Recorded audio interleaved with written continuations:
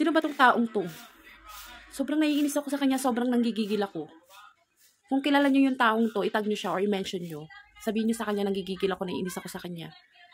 Isipin mo, fan ako ni Pines China, supporter ako niya. Nakita ko siya sa TikTok. So, nag-viral yung video ni kaingay na anak ko, naiinis ako. Nag-viral yung video ni Pines China na 1 million challenge. Then, in-accept niya yun. Hindi, syempre, natutuwa ako. Then, after nun, sinubaybayan ko na siya, sinuport ko siya, pinalo ko siya sa mga social media niya, like sa Facebook, Instagram, nag-subscribe na din ako sa YouTube niya, sa lahat. And every time na nagpo-post siya ng mga videos niya, nagre-react ako sa kanya. Then, sobrang natutuwa kasi ako sa kanya dahil, isipin mo, yung mga nagpapa-challenge siya kanya, ina-accept niya yun, tinutulungan niya. Then, ayun, hanggang sa point na in-invite ko na din yung mga friends ko and family ko na ipalo siya kasi sobra talaga ako na-admire sa kanya, sa kabaitan niya, ganyan. Yung time na tuwang-tuwa ako kay Pines China sa mga ginagawa niyang mga content, sa pagtulong, may dumaan sa FYP ko. Eto, yung taong to. Yung mga sinabi nito about dito kay Pines China. After ko mapanood yung mga videos nito ni Tito Mars, nanggigigil ako sa kanya, naiinis ako. Isipin mo, nagising ako sa katotohanan na sobrang support ko kay Pines China. Nauwi sa pagiging dismaya. Napatunayan naman niya ni Pines China na hindi daw lahat ng content niya is totoo. So, scripted lang daw yun. Alam mo, yung sobrang saya ko, sobrang laki ng hanga ako kay Pines China na sana one day na maging katulad niya din ako, ganyan, na mayaman, na kayang tumulong ng ganung kalaki, 1 million, ganyan. Parang naging inspirasyon ko siya. Tapos sasabihin, scripted lang. Scripted lang. Pati yung pag-uwi niya na 900,000 ba yun na pag-book niya. Scripted lang. Diyos ko, sobrang inis ko. Pinalo ko tong page nito si Tito Mars. Nung dumaan to sa FYP ko, si Tito Mars, tapos naka-background si Pines China. Syempre bilang isang fan at supporter ni Pines China, syempre curious ako. Then pinanood ko yun, and inintindi ko munang mabuti yung sinabi ni Tito Mars bago ako mag-react. Syempre, ayoko naman na basta na lang ako magre-react na hindi ko naintindihan. So, ayun, inintindi ko munang mabuti yung mga sinabi niya. Then, may kinausap siya dito, yung pinangukuhaan daw ni Pines China na challenge, pero ang ending is wala naman daw pala nangyaring, wala naman pala daw binigay si Pines China dito sa pinangukuhaan niyang tulong doon sa kinausap ni Tito Mars. So, medyo na-shock ako doon na. Medyo yung pagiging supporter ko kay Pines China, parang nagpi-50-50. Parang nadidismaya ako, ganun. Sobrang na-admire talaga ako, lalo na yung nag-viral na 1 million challenge. Then yun, binalikan ko yun. So, binalikan ko yung post niya nito. Then, chinek ko ulit yung nag-comment. Burado na. So, parang napaisip ako, tama ba yung mga sinasabi nila na dami account lang, ganyan, hindi naman pala totoo, ganyan. Then, may mga pinangukuan din si Pines China, yung mga nag-comment siya sa mga nagpapa-challenge sa kanya. Then, ang ending, wala daw. Kagaya nito, may nagpa-challenge sa kanya na 10K, then nag-reply siya, go. Then, tinagtanong, legit pa. So, ito yung reply niya. So, nagtatanong kung legit daw ba yung 10K? Ako mga mi, hindi po!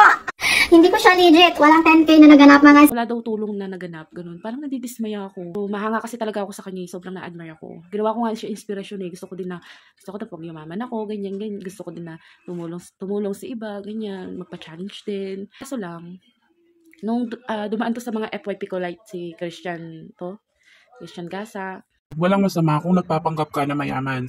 Kanya-kanyang pautot lang yan for the sake of growth and social media branding. Basta huwag lang masyadong halata.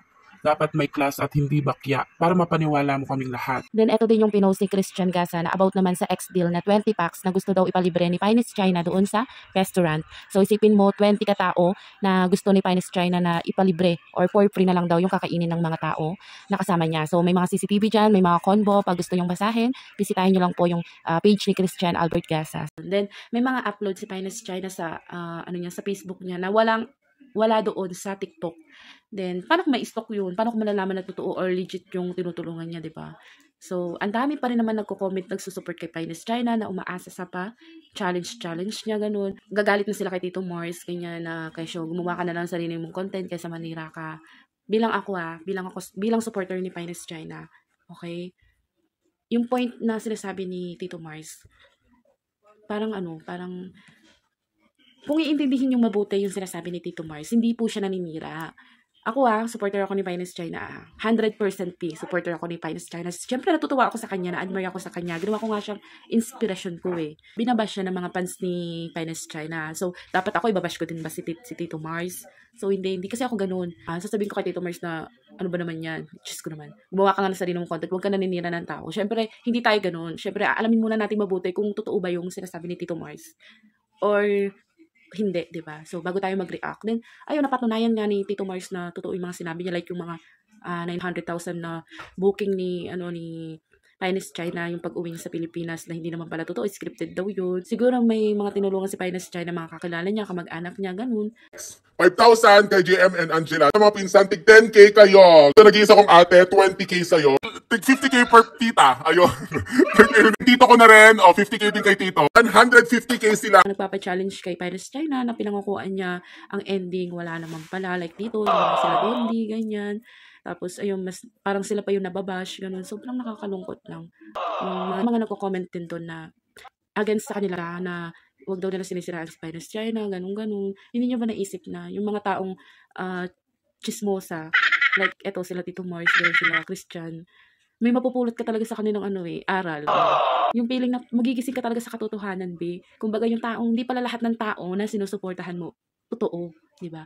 Meron jajapik, di ba? Kaya, ayun, syempre, malaking tulong din sila sa akin kasi, my God, yung sinusuportahan ko pala is, wala, ayun. So, mahirap magsalita, then, medyo nadismaya lang ako, and, ayun, pinalo ko na to si Tito Mars dahil napatunayan naman niya na totoo yung mga sinabi niya at bumabase lang naman siya doon sa mga taong pinangukuan ni Finest China. So, wala namang kasiraan na narinig ako kay Tito Mars dahil lahat naman ang sinasabi niya ay totoo at napatunayan naman niya dahil meron din naman siyang mga hinarap sa inyo or may pinanood naman tayo na pinangukuan ni Finest China na hindi naman pala totoo. So, ayun. Pinalo ko na din si Tito Mars dahil napatunayan naman niya na totoo lahat ng mga sinasabi niya at walang kasiraan doon kasi mismong yung taong pinangakuan ni Finest China ang nakakausap niya. Yung mga taong nambabash kay Tito Mars ng kesyo, naninira siya, ganyan-ganyan, no. Yung mga taong to, sila yung manggigising sa atin, sa katotohanan. May point din sila, ganyan. Natama din pala sila, ganun. Hindi lang pala sila basta chismosa, ganun. May silbi din pala sila, ganun.